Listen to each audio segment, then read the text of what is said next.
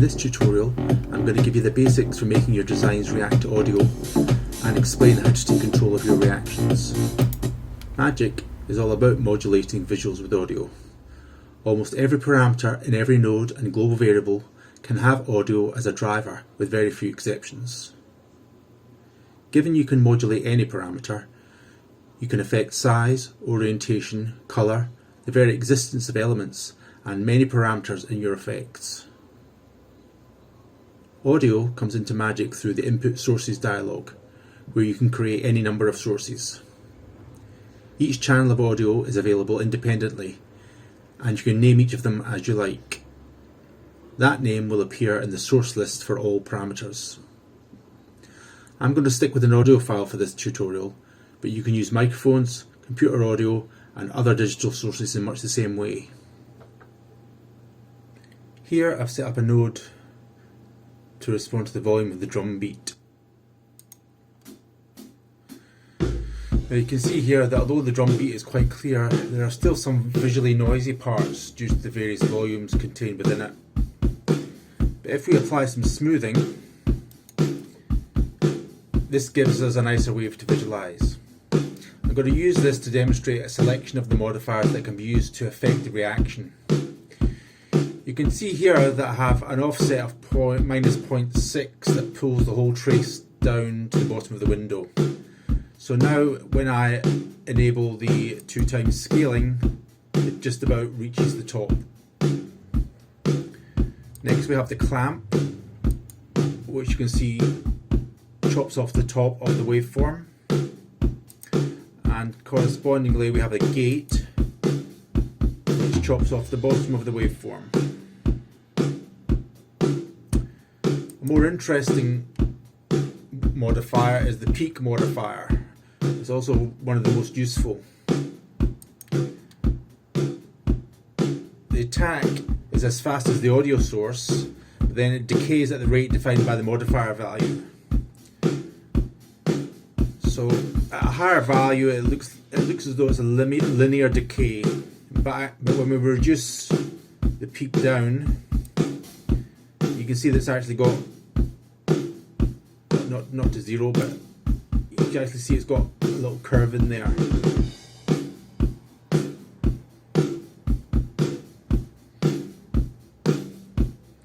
Okay, so the step modifier is also quite interesting.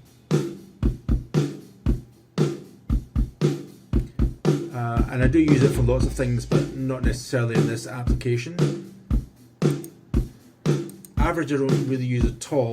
It tends to flatten things out and delay things, so I haven't really found a good use for it yet.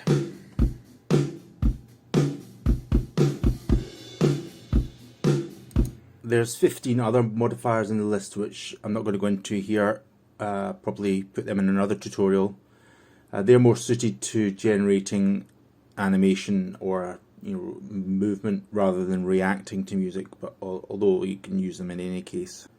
So now I'm going to talk a bit about how to combine frequencies and modifiers together. Any parameter can only really have a single source and a single feature. So if you're using an internal value to drive a parameter, for instance, you can also have that parameter react to audio. There are many more creative and technical reasons to combine sources and features. One simple example is combining the channels of a stereo pair. This technique uses globals and expressions. So here's a simple example of adding the value of two frequencies together. So here we have a polygon with a simple scale, and these two translates on the side are just to relocate the anchor point, so that it always beats up. If we play this, you can see it's just a simple polygon reacting to the drum beat.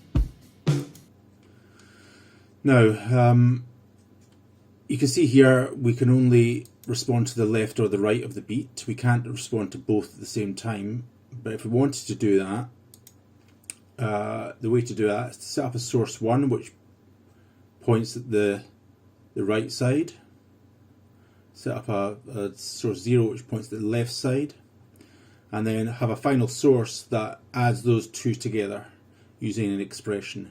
So we have a global source 0, a global source 1, and the source which adds the source 0 and source 1 together. And then to use that in here, instead of using a source, we use globals and we use that src. So now this is, probably can't notice anything, but this is reacting to both the left and the right channels together. Okay. And for a slightly more fun idea, let's add a bit of wobble to this beat. So instead we have a wobble here, global, and that's basically just a sine wave reduced down by the scale. But its most important feature, I guess, is it's oscillating very quickly. So it's 50 times a second, or well, let's start off at say 30 times a second. And then we have a beat which is just is looking at the left channel. It's responding to that frequency range, and it's got a little peak modifier on it to smooth out the decay. Then we have another global which is set up as an expression with no source. If I just show the code on that, I don't know if you can see that, but this is let me just copy that and put it in text here. Let's see what we do. Okay. Right, now you should be able to see this expression. So we have the beat, which is this global here on the left channel, the beat frequencies and a little peak. Then we have the wobble, which is the sine wave.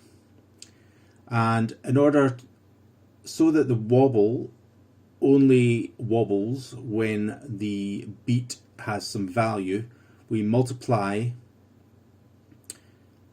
with this max beat minus 0.2, 0 times 2. Now, the beat, when the beat's 0, this will be minus. So we don't want to multiply by minus. So we take the max of the minus number and 0, which returns 0. And when we multiply it, it's 0. So when there's no beat, there's no wobble. When the beat is bigger, so let's say it's 1, that would be 0.8 times 2, which would be 1.6, which would be multiply that wobble, so it's a bit bigger, and that's why we've got, well, a half on there. So let's see this in action. We'll just turn that off. So we have the beat wobble now, so we'll change this global to beat wobble and play the beat.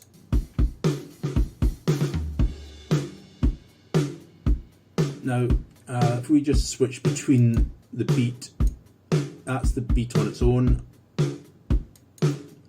and that's the beat with the wobble. So it's just got a little bit more character than the normal beat, which is just a little bit more interesting. I mean, perhaps most people wouldn't notice it, or but having the beat there, I think, just adds a bit of interest. Okay. Magic can only respond after the fact. That is, it can only react to audio. There is no beat prediction. However, if you're dealing with a consistent BPM, you can have effects that build up to the beat semi-automatically. But you have to know the BPM of the music driving the visual. So I've set up a very simple scene here. It's just using a triangle oscillator. And this drum beat is at 116 BPM, and I've set up a global variable here, 116 BPM. And I've set up what I've called a normalized BPM. If I just spin this down, and that's simply the BPM divided by 120. the triangle oscillator oscillates at 1 oscillation per second. So if I divide it by 120, that means it's going to hit the beat twice a second. So if we just play this now,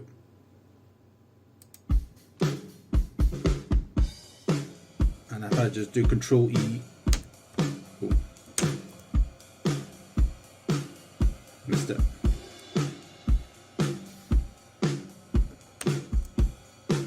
There we go.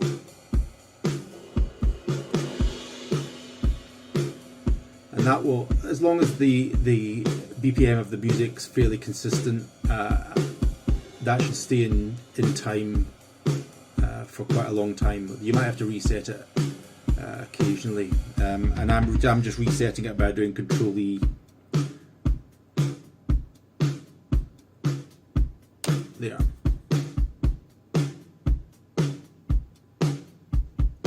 So that's a simple demonstration of how to set up a BPM, but just remember that all the oscillators and the ramps and so on, they all work on a 1 second basis.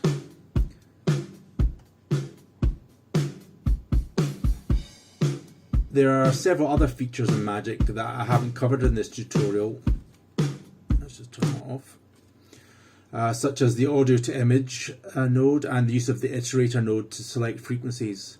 But that deserves a tutorial on its own.